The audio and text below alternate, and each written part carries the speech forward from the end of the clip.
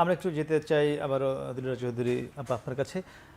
খালেদা জিয়ার যে দর্শন কিংবা জিয়াউর রহমানের যে দর্শন, এখন বিএনপি তারেক রহমান দেশে ফিরে এসেছেন, তাদেরই সন্তান, তিনি ভারপ্রাপ্ত চেয়ারম্যান আছেন, হয়তো নিশ্চয়ই খুব শিগগিরই পূর্ণাঙ্গ দায়িত্ব পাবেন, তিনি ভারমুক্ত হবেন।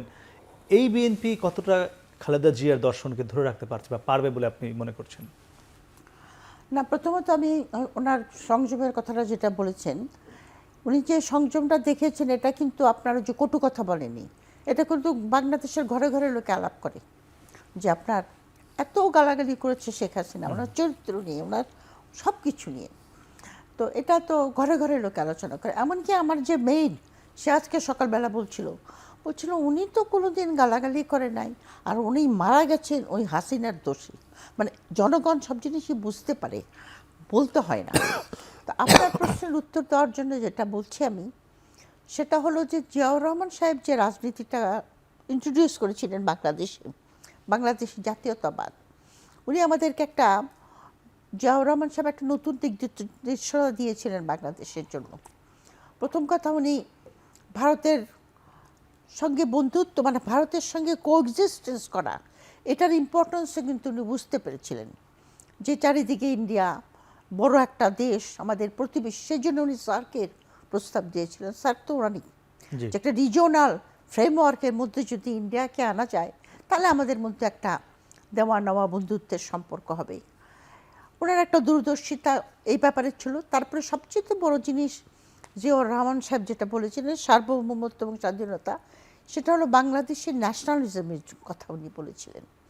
যে যেহেতু ওয়েস্ট বেঙ্গলের লোকরাও বাংলা বলে, আমরাও বাংলা বলি, আমরাও মানে নৃতাত্ত্বিকভাবে আমরা বাঙালি, যে কারণে আমরা যখন বাংলাদেশের হলো, আমরা যে দেশটার নাম দিলাম বাংলাদেশ, তখন আর.সি. মজুমদার নামে একজন খুব নাম করা হিস্টোরিয়ান আছেন। উনি বলেছিলেন যে আপনারা দেশের নাম বাংলাদেশ দিলেন কেন? কারণ বাঙালি তো অনেক জায়গায় আছে, বাংলাদেশ মানে বাঙালিদের দেশ। তাহলে ওয়েস্ট বেঙ্গলে বাঙালি আছে, বাংলাদেশ নয়, বা আসামে বাঙালি আছে, তো আপনারা দেশের নাম বাংলাদেশ দিলেন, কোনো অন্য নাম দেন। তো জিয়াউর রহমান কিন্তু সেই জিনিসটা ডিস্টিংগুইশ করে দিয়েছিলেন। উনি বলেছিলেন যে এই এলাকার, ভৌগোলিক এলাকার জনগোষ্ঠী, আমরা সবাই হিন্দু, মুসলমান, খ্রিস্টান, পাহাড়ি, আদিবাসী, আমরা সবাই একটা হিস্টোরিক প্রসেসের ভিতর দিয়ে এখানে একটা রাষ্ট্র গঠন করেছি, আমরা আলাদা।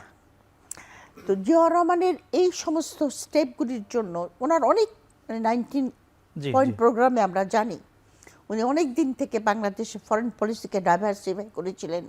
ওই একমুখ ইন্ডিয়া না রেখে উনি ডাইভার্সিফাই করেছিলেন। আজকে যে গার্মেন্ট ইন্ডাস্ট্রি, তার ভিত্তি স্থাপন কিন্তু জিয়াউর রহমানের টাইমে। খালকাটা সেই জায়গায় বর্তমান বিএনপি আছে কিনা এখন আমি বলছি, সেটা খালেদা জিয়া ধরে রেখেছিলেন।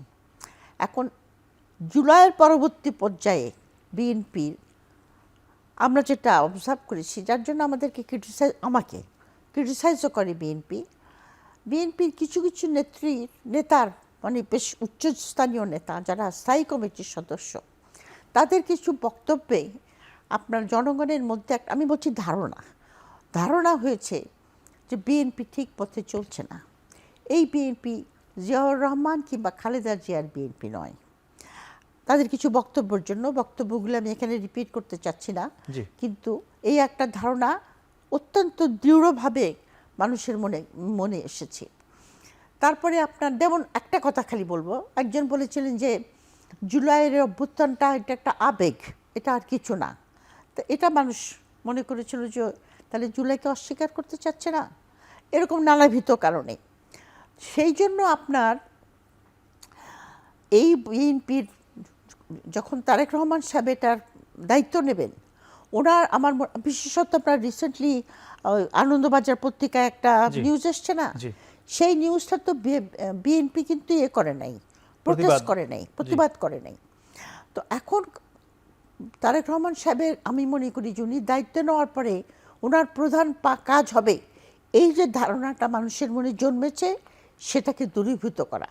খালেদা জিয়া বা জিয়াউর রহমানের যে দর্শন, সেখান থেকে সরে যাওয়ার যে একটি ধারণা লোকে মনে করে সরে গেছে, সেটি আগে ফিরিয়ে আনাটা, সেটা ঠিক বলে না যে ঠিক ট্র্যাকে নিয়ে আসা। জি।